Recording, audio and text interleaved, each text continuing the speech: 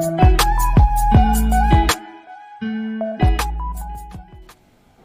ាននៅក្នុងថ្ងៃនេះផងដែរលោកគ្រូបានលើកយកប្រធានសំណេរតែងសេចក្តីពន្យល់ពាក្យស្លោកមួយយកមកចែករំលែកអ្នកសិក្សាគ្រប់រូបឲ្យបានយល់នៅក្នុងការសិក្សាវីដេអូខ្លីមួយនេះគឺលោកគ្រូបានលើកយកពាក្យស្លោកមួយដែលគេលើកឡើងថាសាមគ្គីរស់បាក់បែកសាមគ្គីស្លាប់បាទគេថាចូលពន្យល់ពាក្យស្លោកនេះឲ្យបានក្បោះក្បាយនិងលើកឧទាហរណ៍មកបញ្ជាក់ផងនៅក្នុងការសរសេរសំណេរតែងសេចក្តីបែបពន្យល់ឬក៏ប្រធានសំណេរតែងសេចក្តីពន្យល់ពាក្យស្លោកទាំងអស់អ្នកសិក្សាគ្រប់រូបត្រូវតែឆ្វេងយល់ពីពាក្យកន្លឹះក៏ដូចជាការទៀមទារបស់អ្នកចេញប្រធានសំណេរតែងសេចក្តីហ្នឹងឲ្យបានច្បាស់លាស់សិនមុននឹងយើងចូលទៅដល់ការបកស្រាយអញ្ចឹងនៅក្នុងប្រធានពាក្យស្លោករបស់យើងគេថាសាមគ្គីនឹងរស់បាទថាតើសាមគ្គីនឹងវាធ្វើឲ្យរស់ហ្នឹងយ៉ាងដូចម្ដេចហើយបាក់បែកសាមគ្គីស្លាប់តើហេតុអ្វីបានជាបាក់បែកសាមគ្គីនឹងវាធ្វើឲ្យស្លាប់បាទចឹងគេទៀមទាឲ្យអ្នកសិក្សាគ្រប់រូបពន្យល់ពាក្យស្លោកនេះឲ្យបានក្បោះក្បាយព្រមទាំងលើកឧទាហរណ៍នានាមកបញ្ជាក់ផងបាទនេះជាការស្នើសុំរបស់អ្នកចេញប្រធានសំណេរតែងសេចក្តីមួយនេះបាទអញ្ចឹងដើម្បីកុំឲ្យខាតពេលវេលាយូរយើងចូលទៅមើលសេចក្តីអធិប្បាយរបស់លោកគ្រូទាំងអស់គ្នាបាទអញ្ចឹងនៅក្នុងការសរសេរសំណេរតែងសេចក្តីបកស្រាយនៅផ្ដើមសេចក្តីនេះអ្នកសិក្សាគ្រប់រូបត្រូវចូលបន្ទាត់មួយបាទដែលយើងហៅថាលំនាំបញ្ហាចឹងគេថាខ្មែរយើងសម្បូរពាក្យស្លោកសុភាសិតនិងច្បាប់អប់រំផ្សេងកម្រងពាក្យពេចន៍ទាំងអស់នេះត្រូវបានមនុស្សខ្មែរនិយាយតគ្នាពីមួយចំនួនទៅមួយចំនួនក្នុងគោលបំណងអប់រំកូនចៅចំនួនក្រោយឲ្យចេះត្រិះរិះពិចារណាថ្លឹងថ្លែងខុសត្រូវជាពិសេសលោកចង់ឲ្យកូនចៅរស់នៅប្រកបដោយសុភមង្គលបាទអញ្ចឹងនៅក្នុងសំណេរមួយនេះចាប់ពីខ្មែរយើងរហូតមកដល់ប្រកបដោយសុភមង្គលនេះយើងហៅថាលំនាំបញ្ហាដែលយើងត្រូវសរសេរឲ្យតកតងទៅនឹងពាក្យស្លោកខាងលើបាទសាមគ្គីរស់បាក់បែកសាមគ្គីស្លាប់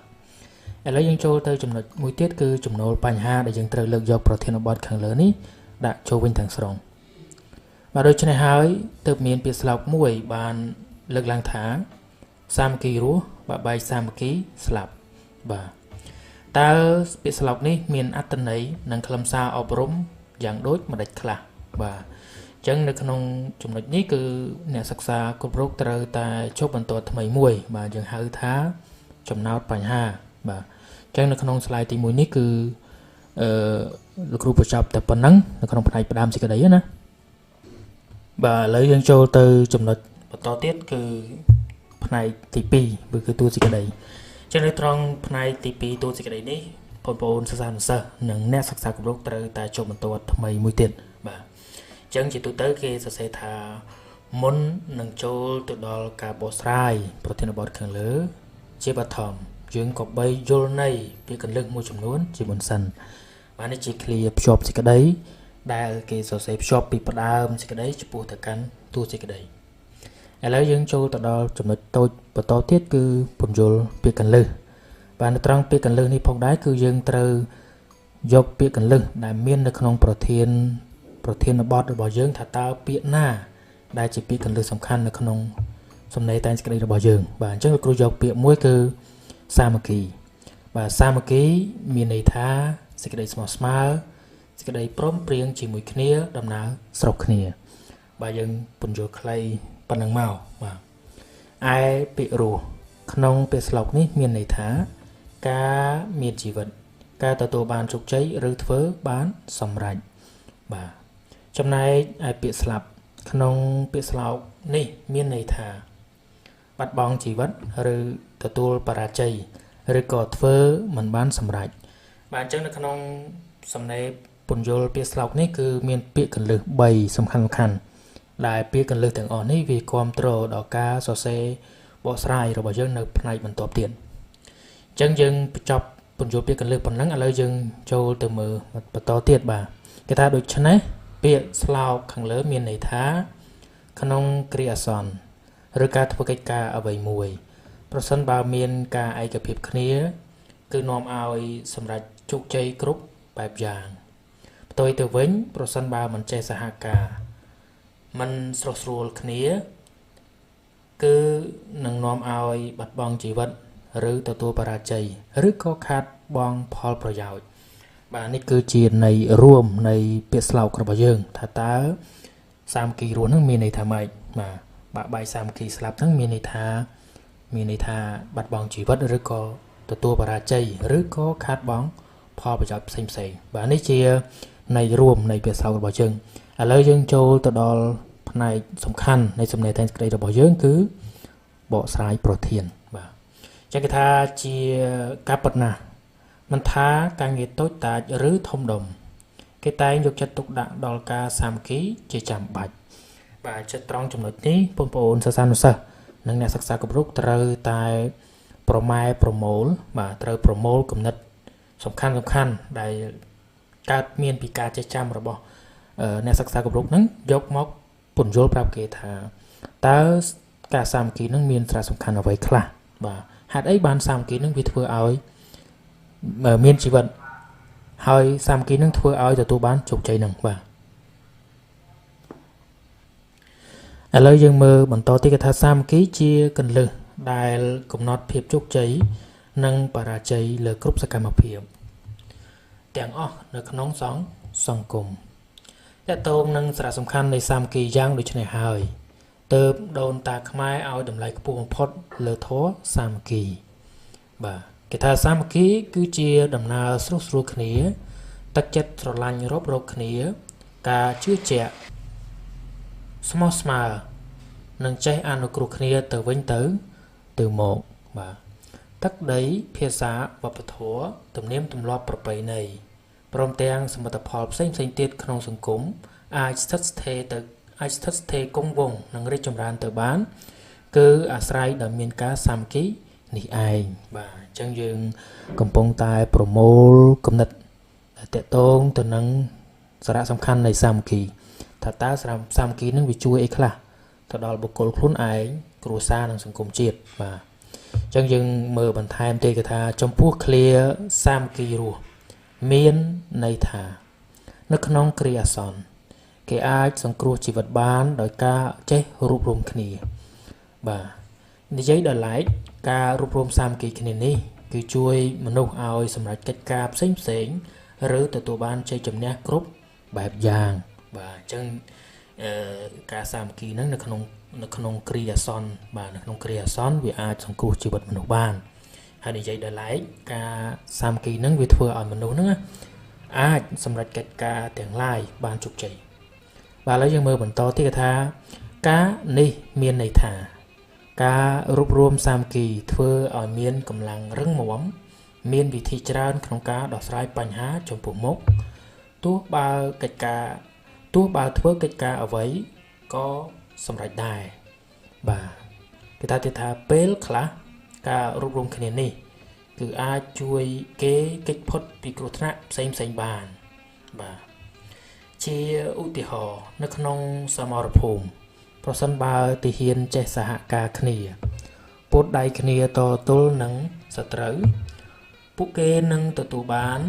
ជ័យជំនះមិនខាន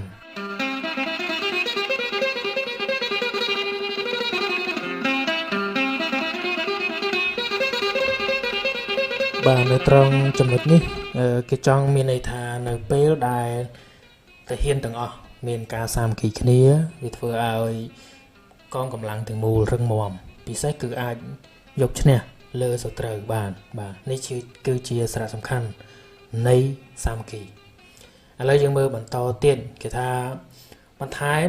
លើសពីនេះទៅទៀតនៅក្នុងអក្សរសិល្ប៍ខ្មែររឿងនេះល្អវិញយើងឃើញថាពេលព្រៀបមួយវងជាប់លុបព្រានមេវងបានឲ្យព្រៀបទាំងអស់រួមកម្លាំងគ្នាឲ្យខំហើរទូលុបឡើងរហូតរបើកលុបរួចរស់ជីវិតទាំងអស់គ្នាបាទគេថាការរួចរស់ជីវិតនេះក៏ព្រោះតែវងព្រៀបទាំងមូលរួមកម្លាំងគ្នានោះឯងបាទអញ្ចឹងភ្ជាប់ជាមួយនឹងការលើកឧទាហរណ៍នៅក្នុងសង្គមជាក់ស្ដែងបងប្អូនសិស្សានុសិស្សនិងអ្នកសិក្សាទាំងអស់ត្រូវស្វែងរកឧទាហរណ៍នៅក្នុងអក្សរសិល្ប៍ខ្មែរណាមួយដែលបង្ហាញអំពីសារៈសំខាន់នៃសាមគ្គីបាទដែលគ្រប់គ្រងដល់ការបកស្រាយរបស់យើងគឺ រឿងនេះល្អតាមរយៈតួអង្គវងព្រៀបទាំងមូលដែលរួមកម្លាំងគ្នាក្នុងការហើទូលុបឲ្យរបើកដែលអាចជួយឲ្យពងព្រៀបទាំងអស់ហ្នឹងរួចរស់ជីវិតបានបាទនេះជាឧទាហរណ៍នៅក្នុងអក្សរសិល្ប៍ឥឡូវយើងមើលបន្ថែមលើសពីនឹងទៅទៀតណាបើថាបាទឥឡូវយើងមើលតទៅគឺថាចំណែកសកម្មភាពសត្វកណ្ដៀរបាទក៏បានបង្ហាញពីសារៈសំខាន់នៃសាមគ្គីដែរកណ្ដៀរជាសត្វតូចល្អិតដោយសារតែការរួបរวมគ្នាជញ្ជូនដីទៅពួកវាពូនជាដំបូកដ៏ធំបានបាទអញ្ចឹងនៅក្នុងសង្គមរបស់សត្វបាទគឺសត្វកណ្ដៀរហ្នឹងក៏បង្ហាញអំពីសារៈសំខាន់នៃសាមគ្គីដែរតាមរយៈការរួបរวมគ្នាជញ្ជូនក្របដីហ្នឹងពូនធ្វើជាដំបូកដ៏រឹងមាំគឺជាលំនៅរបស់ពួកវាអាចរស់នៅរាប់សិបឆ្នាំបានបាទនេះគឺជាចំណុចបន្ថែមទៀតដែលគ្រប់គ្រងដល់ការបកស្រាយរបស់យើងឥឡូវយើងមើលតទៅទៀតគេថាក្រៅពីនេះធម៌សាមគ្គីជាកត្តាសំខាន់ដែលនាំមនុស្សទៅរកជ័យជំនះគ្រប់បែបយ៉ាងនេះមានន័យថាការវិញត្របាញ់គ្នាជាធ្លុងមួយនឹងនាំឲ្យសត្រូវខ្លោបខ្លាចបាក់ស្បាតឬខ្ចាត់ខ្ចាយបើសង្កេតពីព្រឹត្តិការណ៍កាលពីឆ្នាំ2007សៀមបានលើកកងទ័ពឈ្លានពានកាន់កាប់ប្រាសាទព្រះវិហារតែត្រូវបរាជ័យទៅវិញដោយសារតែកងទ័ពខ្មែររួមកម្លាំងគ្នាប្រយុទ្ធតតាំងវាយបណ្ដេញកងទ័ពសៀមឈ្លានពានឲ្យដកថយបាទចឹងភ្ជាប់ជាមួយនឹងឧទាហរណ៍ខាងលើយើងរកឧទាហរណ៍នៅក្នុងប្រវត្តិសាស្ត្រឬក៏នៅក្នុងសង្គមជាក់ស្ដែងបន្ថែមទៀតដែលគ្រប់គ្រងទៅលើប្រធានបទរបស់យើងចឹងគេថាក្រៅពីនេះសាមគ្គីជួយឲ្យមនុស្សចំណេញពេលវេលាថវិកានិងសន្សំកម្លាំងបាទការងារតូចក្តីធំក្តីលកឹកណាតែគេចេះធ្វើការដោយស្រុះស្រួលគ្នាពួកគេនឹងចំណាយកម្លាំងពេលវេលានិងធនធានតិចបាទបើក្រឡេកទៅមើលសំណង់ស្ថាបត្យកម្មប្រាសាទបារាយស្ពានថ្នល់នាសម័យបុរាណវិញគេអាចសន្និដ្ឋានបានថាការងារទាំងនោះត្រូវពឹងផ្អែកកម្លាំងមនុស្សនិងដំរីរាប់ពាន់ឬរាប់ម៉ឺនទើបអាចកសាងសំណង់មហិមាជាច្រើនទុករហូតមកដល់បច្ចុប្បន្ននេះមានជាអាចប្រាសាទអង្គរវត្តបាយ័នតាព្រំបាខែងបារាយទឹកថ្លាស្ពានកំពង់ក្តីនិងមានជាច្រើនផ្សេងទៀតដែលយើងមិនអាចរាប់អស់បាទនេះគឺជាសមិទ្ធផលដែលកើតចេញពីការរួបរวมសាមគ្គីគ្នានោះឯងបាទចំណែកបាក់បែកសាមគ្គីវិញមានន័យថាក្នុងគ្រាអាសន្នបើមិនចេះរួបរวมសាមគ្គីគ្នាទេនឹងកើតមានគ្រោះថ្នាក់ឬអាចឈានដល់បាត់បង់ជីវិតថែមទៀតបាទនៅត្រង់ចំណុចនេះគឺយើងចូលទៅដល់ផ្នែកទី2នៃប្រធានបទរបស់យើងគឺនិយាយអំពីការបាក់បែកសាមគ្គីវិញដែលនាំឲ្យស្លាប់ណាអញ្ចឹងយើងយកផ្នែកទី2ហ្នឹងយកឃ្លាទី2ហ្នឹងមកធ្វើការបកស្រាយចឹងគេថានេះបានន័យថាការជ្រុះប្រកែកគ្នាมันមានអធ្យាស្រ័យរមែងកើតមានគ្រោះថ្នាក់ចាស់ស្ដែងដូចក្នុងរឿងចាប់ស្រុកនិងចាប់ព្រៃនៅពេលបាក់ម៉ៃត្រែងក៏បង្កឲ្យមានចំនួនស្រែកចេកចាចឮដល់ព្រានក៏យកលុបមកវាយចាប់ទាំងពីរក្រុមនៅតែឆ្លោះប្រកែកគ្នាប្រកាន់យកត្រូវរៀងខ្លួនហើយមិននាំគ្នាហើទូលុបរហូតព្រានចាប់ពីខិតខ្សែជីវិតទាំងអស់បាទនេះគឺជាឧទាហរណ៍ដែលគ្រប់គ្រងដល់ការបាក់បែកសាមគ្គីដែលនាំឲ្យចាប់ទាំងអស់នោះគ្រោះថ្នាក់ដល់អាយុជីវិតបាទនេះគឺជាឧទាហរណ៍នៅក្នុងអក្សរសិល្ប៍ខ្មែររបស់យើងផ្ទាល់តែម្ដងឥឡូវយើងមើលការបកស្រាយបន្តទៀតគេថាបន្ថែមលើសពីនេះទៅទៀតការបាក់បែកសាមគ្គីនឹងនាំទៅរកភាពបរាជ័យគ្រប់បែបយ៉ាងអញ្ចឹងបន្ថែមពីលើការគ្រោះថ្នាក់ហ្នឹងការបាក់បែកសាមគ្គីនឹងវាធ្វើឲ្យបរាជ័យគ្រប់ការងារឬគ្រប់ភារកិច្ចទាំងអស់បាទឥឡូវយើងមើលបន្ថែមទៀតគេថាកង្វះសាមគ្គីនឹងនាំឲ្យកម្លាំងចុះខ្សោយបាទมันស្គាល់ពីទូនីតិខ្លួនដែលជាហេតុនាំឲ្យមានគ្រោះថ្នាក់ដល់ខ្លួនឯងនិងក្រុមទាំងមូលជាក់ស្ដែងនៅក្នុងរឿងចចកនិងកំពឹសវងចចកមានដំរីខ្លាពស់ថ្លាន់អកភេកុកក្រសាតុំដំបងឡើយពួកគេមានការរួបរวมកម្លាំងគ្នាបាច់ទឹកបឹងយ៉ាងសស័កសស្រាំស្ទើរតែរែង តែសត្វទាំងនោះភ័យស្លន់ស្លោបាត់បង់សាមគ្គីក្រោយឮទន្សាយអានសារព្រះឥន្ទក៏រត់ជន់គ្នាដាច់ទំនប់ទឹកលងស្លាប់ស្ទើរអស់បាទនេះគឺជាឧទាហរណ៍បន្ថែមទៀតបាទបង្ហាញអំពីការភ័យស្លន់ស្លោរហូតធ្វើឲ្យបែកបាក់សាមគ្គីបង្កឲ្យមានគ្រោះមហន្តរាយដល់ក្រុមទាំងមូលបាទឥឡូវយើងមើលបន្ថែមទៀតថាចំណែកឯការបំពេញការងារទូទៅវិញកាលណាមនុស្សមិនមានសាមគ្គីនឹងនាំឲ្យការធ្វើការងារជាក្រុមទទួលបរាជ័យបាទដូចជាការប្រកួតបាល់ទាត់ប្រសិនបើកីឡាករមិនចេះសាមគ្គីខ្វះការសហការមិនស្ដាប់ការណែនាំរបស់គ្រូបង្វឹកពួកគេនឹងមិនអាចទទួលបានជ័យជំនះឡើយបាទនេះគឺជាឧទាហរណ៍បន្ថែមដែលយើងអាចមើលឃើញនៅក្នុងសង្គមជាក់ស្ដែងរបស់យើងណាបាទអញ្ចឹងការបកស្រាយអំពីពាក្យស្លោកសាមគ្គីរស់បាក់បាយសាមគ្គីស្លាប់លោកគ្រូប្រម៉ែប្រមូលគំនិតក៏ដូចជាឧទាហរណ៍មួយចំនួនប៉ុណ្ណឹងបាទលោកគ្រូគាត់ថានៅមានឧទាហរណ៍ផ្សេងៗទៀតដែលអ្នកសិក្សាអាចបន្ថែមបានបាទឥឡូវយើងបញ្ចប់ការបកស្រាយប៉ុណ្ណឹងយើងចូលទៅដល់ចំណុចតូចមួយទៀតគឺសរុបសេចក្តីបាទយើងត្រូវចូលបន្តថ្មីមួយអញ្ចឹងសរុបសេចក្តីមកមានសាមគ្គីគឺនាំឲ្យមានជីវិតមានសាមគ្គីនឹងនាំឲ្យជោគជ័យគ្រប់ភារកិច្ចឯការបែកបាក់សាមគ្គីគឺនាំឲ្យខាតបង់ផលប្រយោជន៍ជួនបាត់បង់ជីវិតផងក៏មានបាទនេះគឺជាការបូកសរុបខ្លឹមសាររួមឡើងវិញអំពីការបកស្រាយរបស់យើងជាហោហែមកបាទអញ្ចឹងយើងចូលទៅដល់ផ្នែកចុងក្រោយគឺបញ្ចប់សេចក្តីដែលអ្នកសិក្សាគ្រប់រូបត្រូវតែចូលបន្តថ្មីមួយទៀតបាទនៅត្រង់ចំណុចនេះអញ្ចឹងយើងត្រូវវិតម្លៃប្រធានថាតើពាក្យស្លោករបស់យើងហ្នឹងមានតម្លៃឬក៏មានសារៈសំខាន់កម្រិតណាបាទឥឡូវយើងមើលការសរសេរបកស្រាយរបស់លោកគ្រូដូចតទៅគឺថាក្រោយពីបកស្រាយពាក្យស្លោកខាងលើរួចមកយើងឃើញថាពាក្យស្លោកនេះពិតជាមានអត្ថន័យអប់រំជ្រាលជ្រៅដែលបានចូលរួមអប់រំកូនចៅខ្មែរយើងគ្រប់រូបឲ្យយល់ដឹងអំពីតម្លៃនៃសាមគ្គីនិងភយន្តរាយផ្សេងដែលកើតមានឡើងដោយការបែកបាក់សាមគ្គីបាទអញ្ចឹងនៅក្នុងការវិតម្លៃនេះគឺយើងលើកសរសើរអំពីពាក្យស្លោករបស់យើងថាពាក្យស្លោកនេះមានតម្លៃដែលបានដាស់ស្មារតីក៏ដូចជាក្រើនរំលឹកមនុស្សខ្មែរនឹងឲ្យយកចិត្តទុកដាក់ទៅលើការសាមគ្គីនេះឯងបាទអញ្ចឹងយើងចូលទៅដល់ផ្នែកចុងក្រោយចំណុចចុងក្រោយហើយគឺទស្សនៈឬក៏យោបល់ផ្ទាល់ខ្លួនទៅលើប្រធានបទរបស់យើងណាបាទអញ្ចឹងលោកគ្រូសរសេរថាដូច្នេះក្នុងនាមយើងជាកុលបុត្រខ្មែរចំនួនថ្មី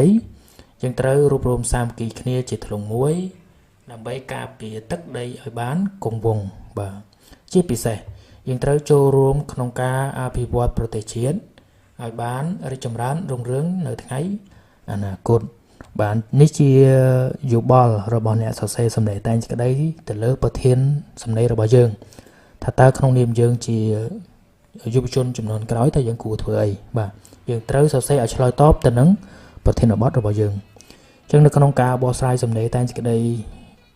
ពន្យល់មួយនេះលោកគ្រូបញ្ចប់ត្រឹមតែប៉ុណ្ណឹងប្រសិនបើមានចំណុចណាខ្វះខាតសូមមេត្តាខន្តីអធ្យាស្រ័យហើយប្រសិនបើអ្នកសិក្សាគ្រប់រូបចង់ឲ្យលោកគ្រូជួយពន្យល់ក៏ដូចជាបកស្រាយទៅលើប្រធានណាមួយនោះសូមសរសេរនៅក្នុងប្រអប់ comment ខាងក្រោមអញ្ចឹងនៅថ្ងៃនេះលោកគ្រូមានតែប៉ុណ្្នឹងទេយើងចាំជួបគ្នានៅមេរៀនសំណេរតែងសេចក្តីក្រោយៗជាច្រើនទៀត